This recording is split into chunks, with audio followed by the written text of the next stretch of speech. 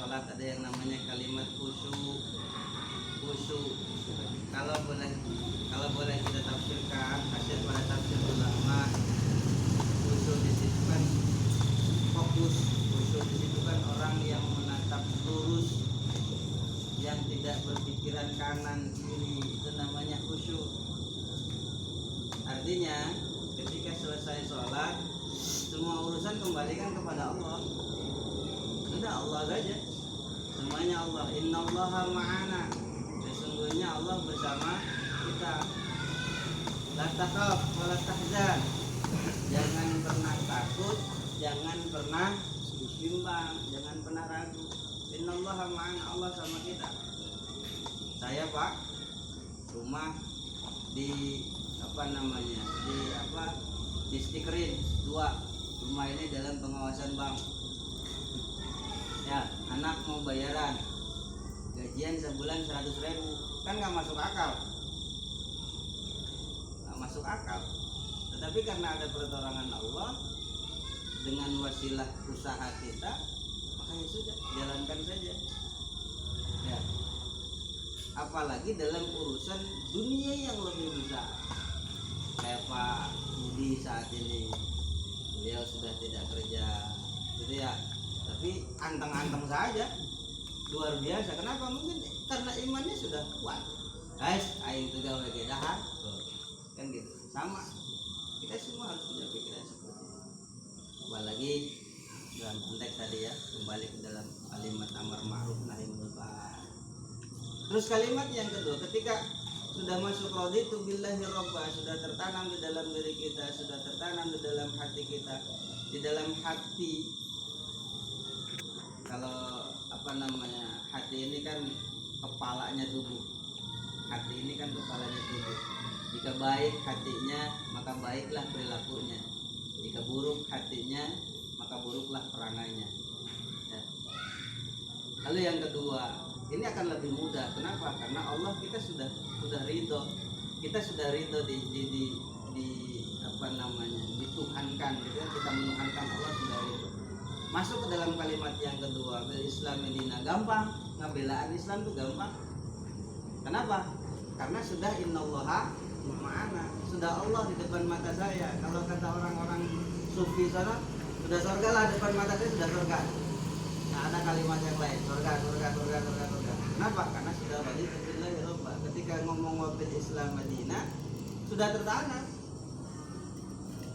pasti sudah bisa membela Islam dan lain sebagainya. Apalagi sudah sampai pada kalimat yang kedua, raditu billahi robba wabil Islam Madinah wabi Muhammadin nabiyya wa rasulah la nabiyya ba'da. Bapak-bapak sekalian, kenapa tadi Pak Eling pernah ngomong tadi itu? Hebat ya, Nabi Muhammad ini beda dengan nabi-nabi yang sebelumnya. Kalau yang dulu kitab nyata, Firaun mengejar Musa,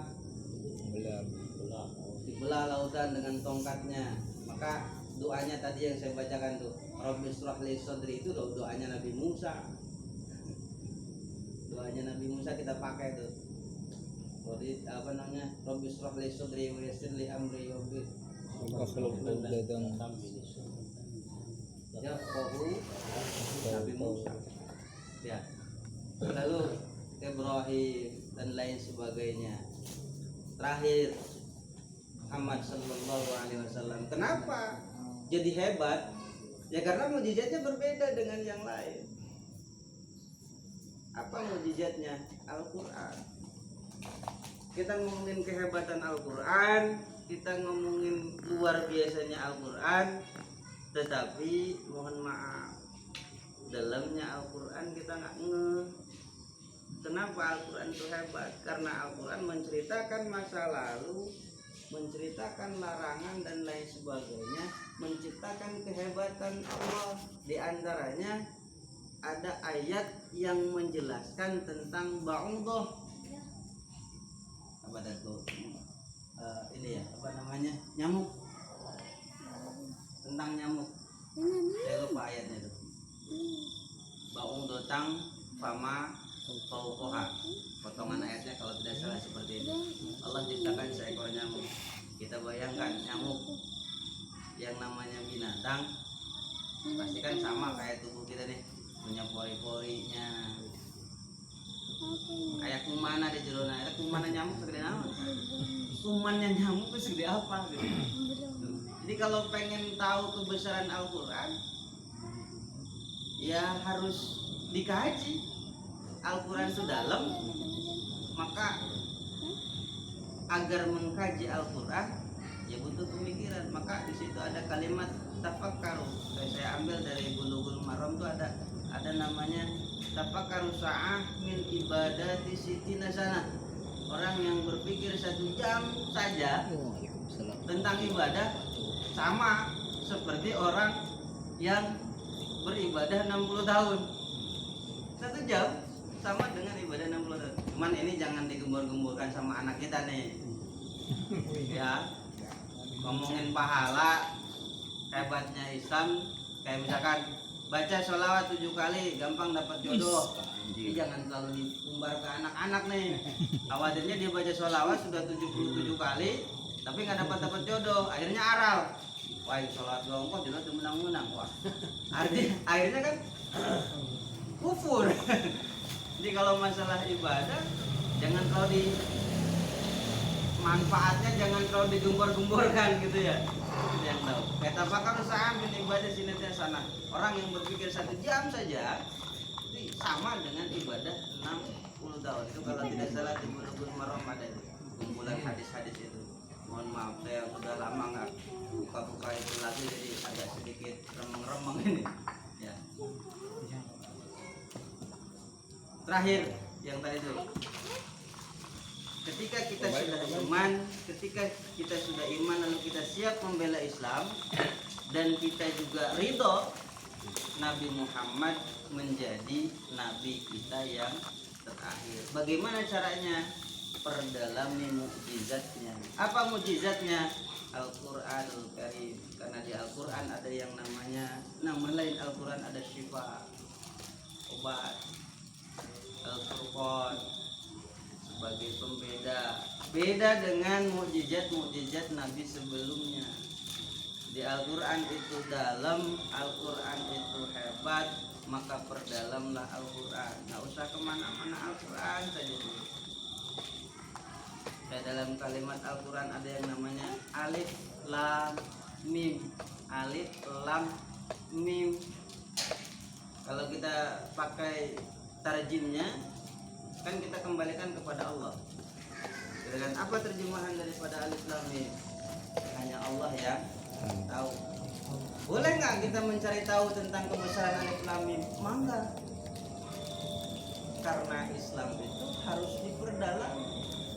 Alif tandanya adalah berdiri tegak. Maka dalam kalimat ilmu tajwid alif mah bisa maehan tapi itu bisa dipaehan. Ya, kalau bahasa Indonesia gimana tuh? Kalau saya dulu waktu kecil tuh itu kalau ngaji tajwid tuh hebatnya alif. Alif bisa maehan tapi itu bisa dipaehan. Ya, gitu kan ya? Nah, itu hebatnya alif. Tanda sebuah kebenaran. Kebenaran sejati.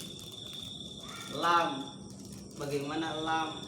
Lam itu seperti pancing. Lam itu liku, lampah perjalanan hidup manusia. Mim harus sampai kepada kalimat mim. Bagaimana hurufnya? Hurufnya bulat seletik kehendap, nggak seperti ain.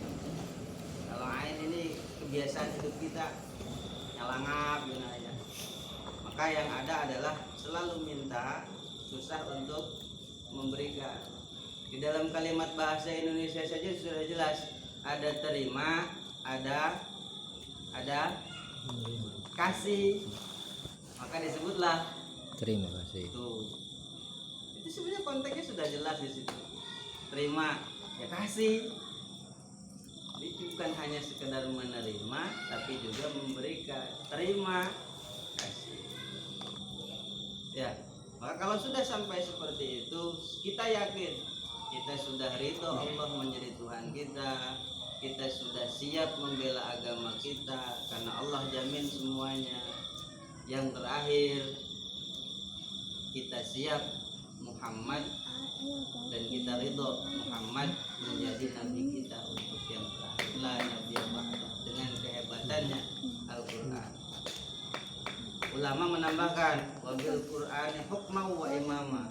Jadikan Quran sebagai imam kita. Jadikan Quran sebagai panduan hidup kita. Kembali ke dalam Al-Qur'an, hidup sesuai dengan anjuran Al-Qur'an, maka kita yakin insya Allah Allah akan permudah seluruh jalan kehidupan kita. Anak menjadi anak yang solehah, istri yang menjadi istri yang taat, dan kita sebagai suami pun bisa mendidik para istri yang taat kepada Allah Subhanahu wa taala. Amin amin ya rabbal alamin. Wallahu a'lam bishawab. Shadaqallahul adzim. Assalamualaikum warahmatullahi wabarakatuh.